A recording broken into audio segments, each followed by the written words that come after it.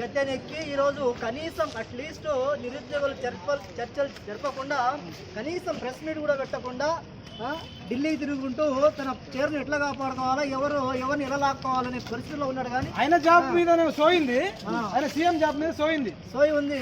మరి ఇన్ని రోజుల నుంచి దాదాపుగా తెలంగాణ వచ్చిన పాపానికి మేము ఇలా బలి అయిపోతా ఉంటే ఎవరు పట్టించుకునే నాదుడే లేడు.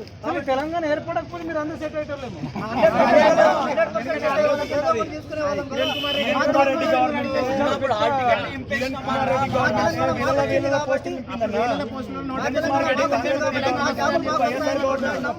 మా జాబులు కొట్లాడినాం కానీ మాకు అది దక్కనీయకుండా చేస్తా ఉన్నారు.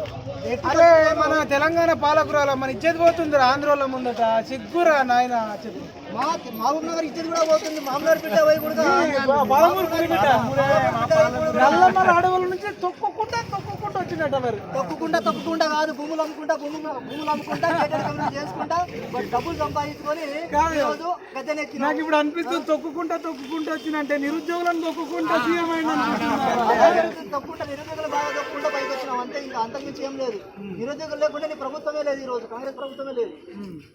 ఏం చేద్దాం మరి? ఇంత మొండి ఉన్నారు. ఇప్పుడు నన్ను కూడా మీరు క్వశ్చన్ చేస్తారు అన్న, నువ్వు చెప్పినావన్నారు. మరి ఇప్పుడు నేనంటే అప్పుడు టార్చర్ పెట్టిండు కాబట్టి మరి రావులు ఉన్న రోజులు మనకు ఉద్యోగాలు రావని చెప్పి నేను నిస్వార్థంగానే మీ దగ్గరకు వచ్చి మీ బాధ మీ ఫ్రస్ట్రేషన్ చూడలేకనే నేను వచ్చి చేసిన. ఇప్పుడు కూడా నేను మీ వైపే ఉంటున్నాను, మీకోసమే నేను అవ్వాల కాలం అవుతున్నాను. నాకు ఓటే మన ముఖ్యంగా నేను అక్కడ ఎమ్మెల్సీకి కూడా పోటీ చేయలేదు కదా.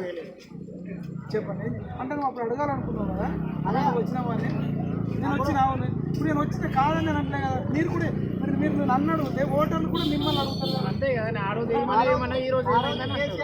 కేసీఆర్ ని గదించి కచరా హటావో, కేసీఆర్ ని హటావో, బచావో అన్నట్టుగా తెలంగాణ నిరుద్యోగ రక్షణ చేసి పెట్టి ఇటు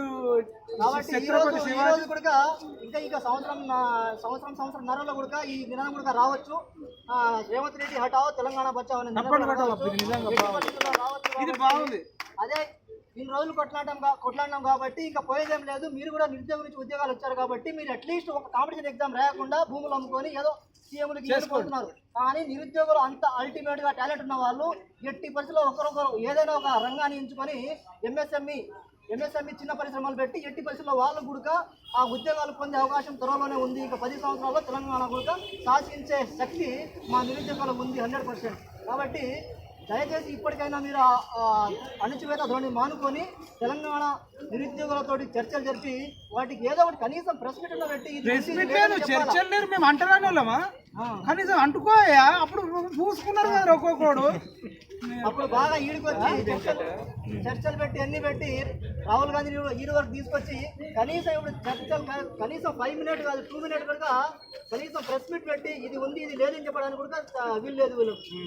ఇగో మనం అప్పుడు మనోడు గుర్తు చేసిండు బాగా. మనం తెలంగాణ నిరుద్యోగ రక్షణ చేసి పెట్టినప్పుడు ఛత్రపతి శివాజీ ఒకవైపు, సుభాష్ చంద్రబోసుడు ఒకవైపు పెట్టి నిరుద్యోగులు చచ్చిపోవద్దు ధైర్యంగా ఉండాలని చెప్తూ దాంట్లో ఏం రాసినామంటే కేసీఆర్ ఫ్యామిలీ హటావో తెలంగాణ బచావో, కేసీఆర్ హటావో తెలంగాణ బచావో అన్నాం.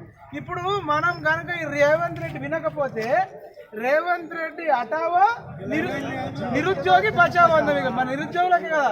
ఇప్పుడు రైతులకు రుణమాఫీ చేస్తా అంటూ రైతులు హ్యాపీగా ఉండవచ్చు. మరి నిరుద్యోగులను గంగలో పడేస్తావా, చెర్లు వేస్తావా, సముద్రంలో పడేస్తావా? మేము బతకకపోయినా సరేనా? ఇక్కడ అర్థం కాని విషయం నీకు ఏంటంటే నువ్వు ఎవరికైతే రుణమాఫీ చేస్తా అంటున్నావో వాళ్ళ పిల్లలే నిరుద్యోగులు, వాళ్ళు వీళ్ళు వేరేం కాదు. యాక్చువల్గా వాళ్ళ పాలసీ అది. మీరు ఆ విధంగానే ఉండాలా, మీరు రుణమాఫీలు చేసుకుంటా ఉంటే మీరు అట్లే మళ్ళీ ఆ విధంగా వ్యవసాయం చేసుకుంటూ ఉండాలా. మేము ఇదే విధంగా గద్దెనెక్కుంటూ పరిపాలన చేసుకుంటా. ఇదే రావు వాళ్ళ పాలన, రెడ్డి వాళ్ళ పాలన. రాబోయే 10 తరాల్లో అట్టడుగున్న వాళ్ళు బీసీ, ఎస్సీ, ఎస్టీ కంపల్సరీగా 10-20 సంవత్సరాల్లో బలహీన బడుగు వర్గాల వారు అధికారం చేజిక్కించుకుంటారు 100%. పాతకాలంలో నక్సలిజం ఏ విధంగా జరిగితే తరిమి కొట్టి దొరలను తరిమి కొట్టి దాదాపు మా ఊర్లో కూడా ఇప్పుడు కోట అట్లే ఉంటుంది. కానీ దాంట్లో దయ్యాలు తిరుగుతూ ఉంటాయి. కొన్ని రోజుల్లో కూడా ఈ రెడ్డి రావు వాళ్ళ పాలన పోయి ఈ రెడ్డి రావులో నా దయ్యాల కోట లేదమ్మా, పాలకులే 100%. ఈ తెలంగాణ గడ్డ కాదు, ఈ భారతదేశ గడ్డని విడిచిపెట్టి ఎలా అయితే దొరలు వేరే దేశానికి వెళ్ళి అక్కడ అమెరికన్ సిటిజన్ వేరే సిటిజన్ అయిపోయారో అదే విధంగా అయిపోతారు. ఇందులో ఎలాంటి డౌట్ లేదు. రైట్. ఫైనల్ గా ఈ